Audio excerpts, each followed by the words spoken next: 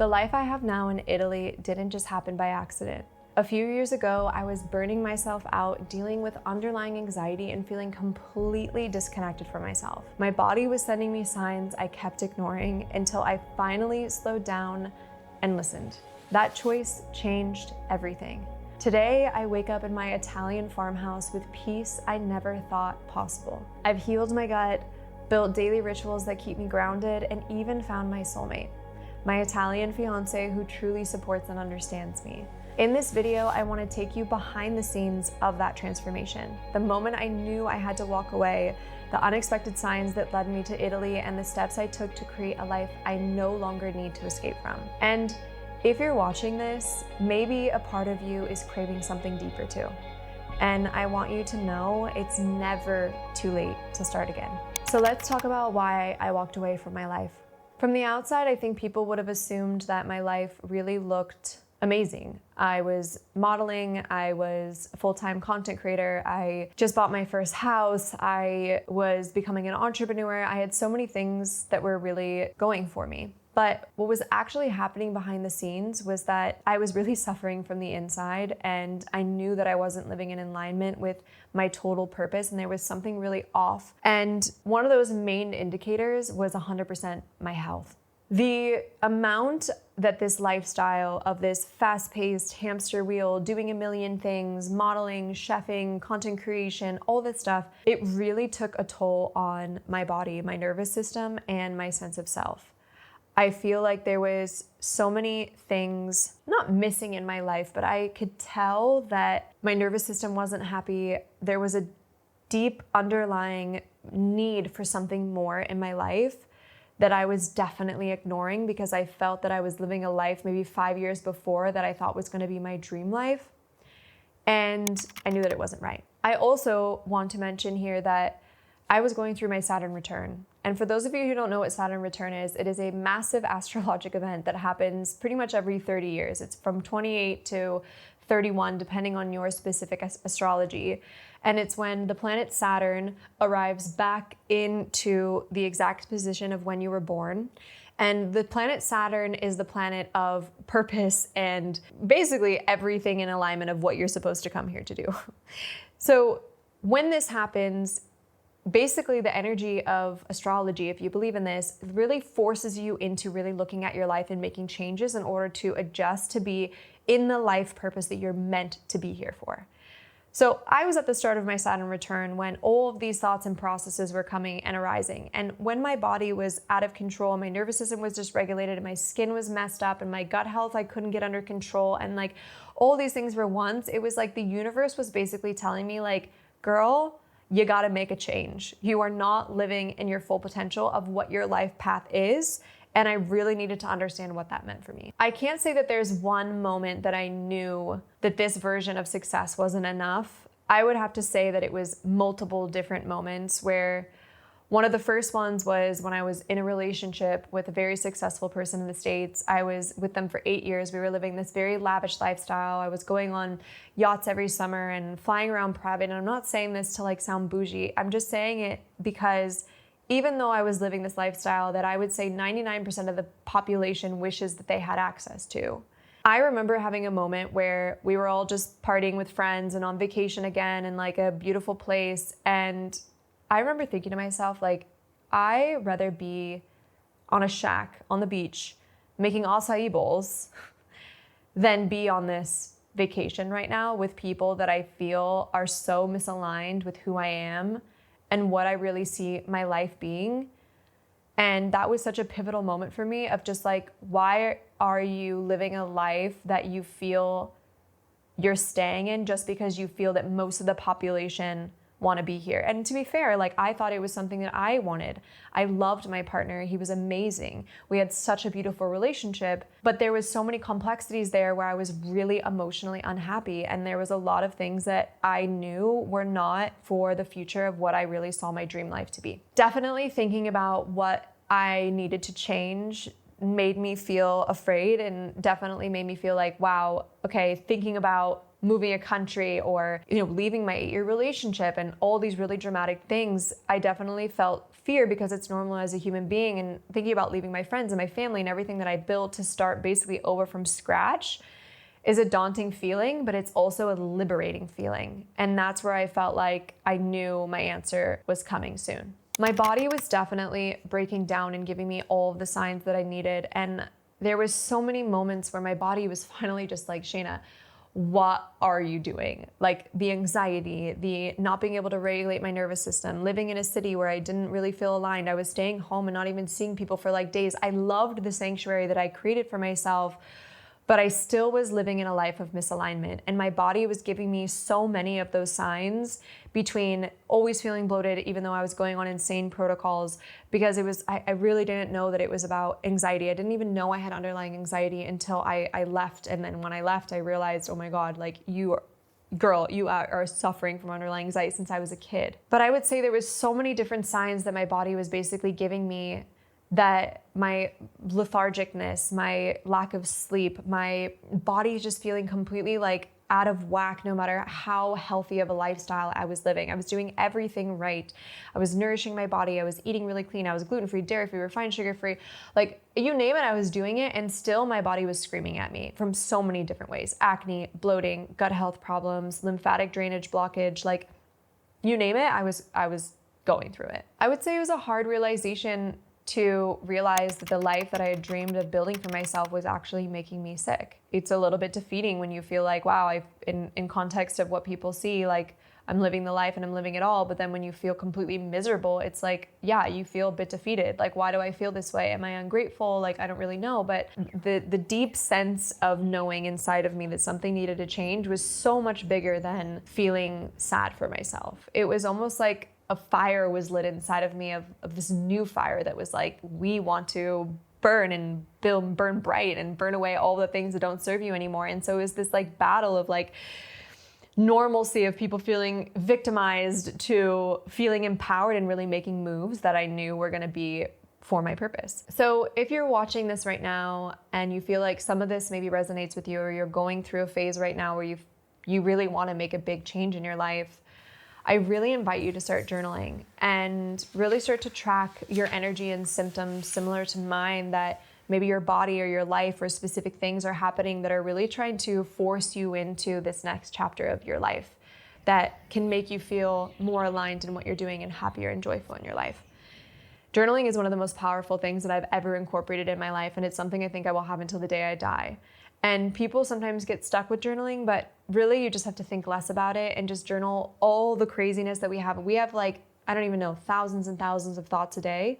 It's just, instead of sitting with your thoughts by yourself, you journal them out and you really dissect what they are, and it helps process through so much. So I wouldn't say I found Italy. I would say Italy definitely found me. I mean, of course, I was going to Italy for years on vacation before it really became a reality of when I was going to live here. But when I started to think about it, it was actually funny. Like when I was coming to Italy, I was usually going to Amalfi Coast or to the seaside or to one of the main cities. And like, I never really felt the vibe and the energy of living in Italy that way. It wasn't until I went to the Umbrian countryside and spent time there and was renting homes there during vacation times and like really living like a local that I realized like, wow, the way that I feel in this place and in this energy is something I've never felt before. And to feel that type of energy where I felt like, the only way I can describe it is like being held like by a mother, like a baby, just like rocked, where all my anxiety and everything just felt like it dropped away from the peaceful energy of this region of Umbria specifically that I just loved. And also on top of that, of course, the food and the culture and the balance that these people have and the joy that they have around food and community and relationships and family, like it was addicting. It was one of those things that like I wanted more of that. In the States, I feel like we just don't have those things. And to also think like I was so afraid of food all the time. I was afraid to eat everything because everything made me feel inflamed, or it made me feel bloated, or it made my skin freak out. And like there, I just was eating whatever I wanted and feeling amazing. And it was actually making me less inflamed. And I was going back to LA, living the healthiest lifestyle, eating the healthiest food, and I felt more inflamed. And I just didn't understand why. And I was like, I want to live on that side of the pond, not in the pond of suffering. So the more that I thought about it, the more I was like, I don't know if I just have to dream about living here. Like, I would love to make this a reality. And what does that even look like for me? And that is when it really started to dawn, like, how can I make this lifestyle something that's achievable? How can I move here and make this a life that I really want to try? And the beauty of moving is that you can always move back. So to me, I was like, okay, I'm going to go with just some suitcases and I'm going to move and like, let's see how I can make that happen. And I can always move back. So if you're watching this right now and you feel like maybe some of this is, you're thinking of some things, like, let's just pause and reflect on any signs that you could be receiving right now, or a place that makes you feel something similar, or like a place you think about where you have so much peace, or a place that you would just like love energetically to spend more time in, and really think about what that place does for you specifically, that you feel your soul is calling to maybe move in that direction. It could be a new apartment, a new house, a new city, a new country. It could be anything. Like, my example is just a little more extreme as a country, but it doesn't need to be that. So starting over abroad is definitely very challenging. I would say one of the hardest parts of actually moving are, of course, the logistics, because that could be kind of hard. But in the beginning, I really just went with 3 suitcases and was like, I'll figure it out how to do it later. Of course, the visa process can also be a little bit daunting because there's a lot of logistics that go into it. This is why it's so important to know where you want to live first, because you need to find a lawyer specific to that region who can help you with all your documentation, because Italy loves documents and paperwork, and you really have to have your ducks in a row. And I would say the language barrier is probably the hardest part. Italian, this country specifically, like, Italians don't really speak English, and it's kind of crippling when you don't speak the language either. Of course, they're quite kind. They're not like the French, where they have like they don't even want to try to speak English to you or like have a conversation. Italians are very open to like getting a translation app and like figuring out how to, communicate, and that makes you feel a little bit more comfortable. But of course, it's daunting when you feel like you can't communicate, especially in times of like serious governmental stuff. When I decided to leave LA, I was also already planning to take my family to Italy for vacation that Christmas, because I wanted them to understand why I wanted to live to Italy and get to experience the Italy that I really loved. And so when I woke up one day and just realized that I was studying non-attachment at the time, because I was really deep diving into spirituality for many reasons, not only just leaving an 8-year relationship, but also a lot of childhood trauma that I felt I really needed to deal with, that I kind of just buried under a rug. But I was practicing non-attachment at the time. And so I decided, okay, since I'm already going to Italy for vacation, why don't I put my house up for sale? And if it sells before the vacation, I will just take my suitcases and go. Sure enough, I put it on the market. 2 weeks later, it sold. And I was like, okay, I guess that's a pretty good sign that I should really explore doing this. So we went for Christmas. We were walking in a town called Montepulciano, and I stumbled in a real estate office and just asked them. They said I was like potentially looking to invest in real estate here. I didn't really know what it looked like. Like, could they send me, some options, because I would love to take my family as like a Christmas vacation, as something fun to do, because who doesn't like looking at real estate? And lo and behold, like, this is kind of how I started building a relationship. I do have to say, one of the most important things, the real estate agent that I ended up working with was actually a really not professional person. And I would say that I got taken advantage of from my own experience. And so now, of course, through this process of feeling like I really got taken advantage of and moving and finding the right people, like, it's so important as a foreigner moving to another country that you make sure you have people that you trust, and that you find or ask somebody that they've worked with in the past on like making sure that you're getting real support through local people that don't want to take advantage of you as a foreigner, because the lifestyle in Italy is so much less expensive than it is in the States. And we don't have I'm born and raised in California. I have no conception of like what other things cost. And so you really have to be aware and have your ducks in a row and do your research to know what the real estate market and everything is. So it's just like, I'm a person that loves to talk to random strangers. So for me to go in and start talking to people was very easy. And when you're willing to move to a new country or a new city or a new place, like, it's one thing you have to be willing to do is just drop the fear and talk to random strangers, because you never know how that's just going to snowball into all the different people that you get to meet to create your own community and life in your new place. To be honest, I didn't have any fears come up when I arrived in Italy, because it felt so exciting. It wasn't until I actually moved into the house that I put an offer on that the fears came up, because I went from living in a city, having all the comfortable things you could possibly think of, because LA and US in general is very much built on convenience, to isolating myself in a countryside in an empty old farmhouse with like a mattress on the floor and a really crappy wood table with chairs and like basically no essential things by myself, and no car at the time because you can't buy a car in Italy as a foreigner. You have to be a resident. So I needed to figure out all the logistics of that. And I remember just sitting there being like, what did I just do? And like, where do I even start? So I was like, first thing that came to mind was, what do you need to make yourself feel like basic comfortable? So I had a house manager who was super lovely, barely spoke any English, but he was like already part of the property that the previous owners introduced me to. And like, he took me to go and buy like basic kitchen supplies and like stuff that just made me feel like I at least had like basic survival needs. But I definitely had a lot of fears of like, wow, I really just went like 100 years back in time. And like, how do I navigate my new reality? And it was definitely like a reality check I had to deal with. I would say what helped me stay grounded and like really helped me stay through all the chaos a normal human being was actually the fact that I was in nature. Also, I was studying a lot of spiritual practices and I got really into meditation and journaling at the time, and this helped me so much through the process of what I was going through by doing such a big move. This is something you'll see if you decide to follow me, is I ground myself in nature bare feet every single day of my life, and I never did that until I moved to Umbria, because I was lucky enough to live in a house that was in the countryside and surrounded by beautiful nature. And every day I was just stepping outside and sitting in the quiet stillness of nature and connecting with it. And it just opened my eyes to so many things. This is when I realized I had underlying anxiety.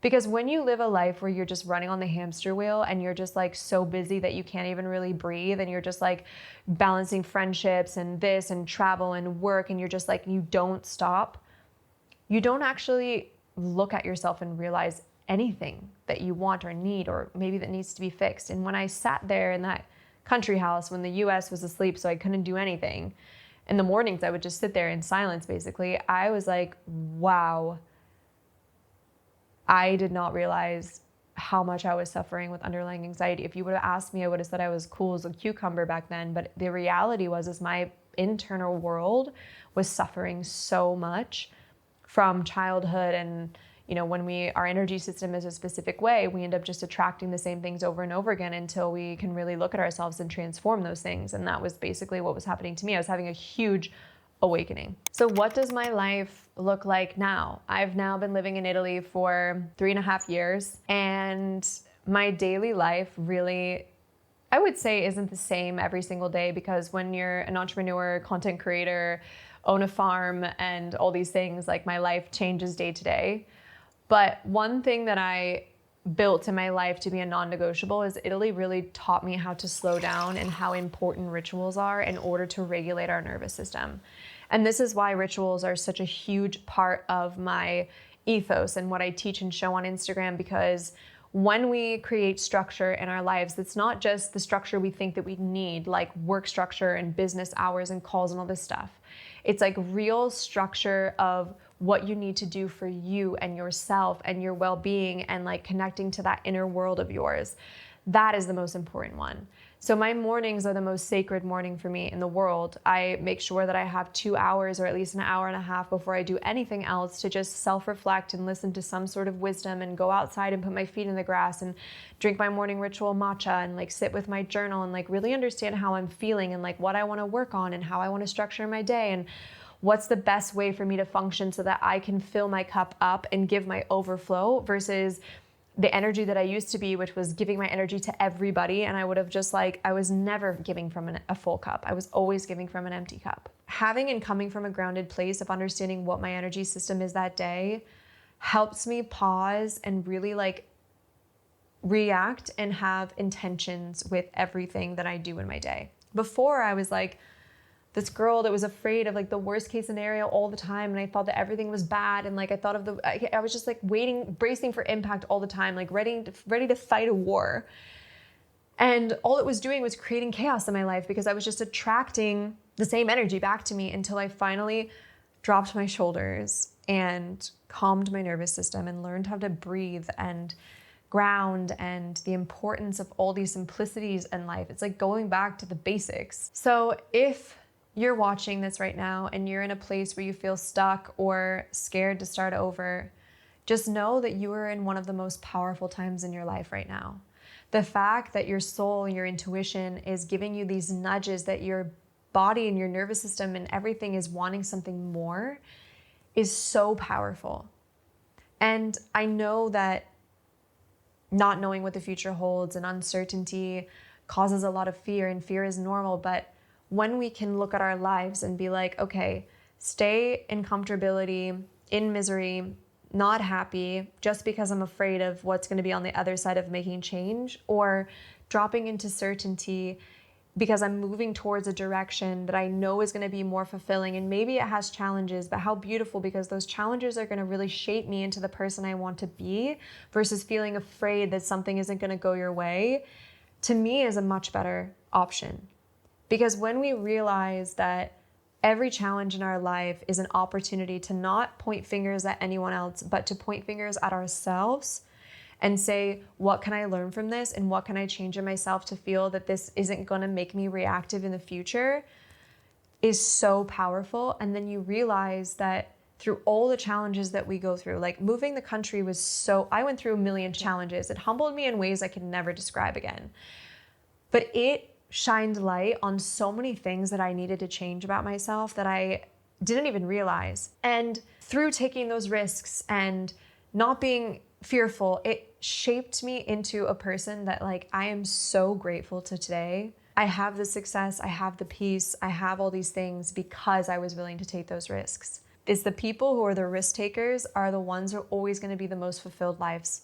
So instead of sitting in fear and uncertainty, try to practice certainty, prayer, journaling, all those things that have the most impact in really understanding what direction we want to go and how we can do it to make ourselves feel safe. This life in Italy isn't perfect, but it is mine. It's peaceful and it's aligned with who I am today. And it's something I never could have created if I didn't have the courage to walk away from what looked successful on the outside, but felt completely wrong and misaligned. If any part of this story resonates with you, I want you to know that your authentic life is waiting for you too. You just have to be brave enough to listen to what your soul is telling you. Trust yourself. You know what you need. Thank you for being here with me on this journey, and I'll see you on the next one.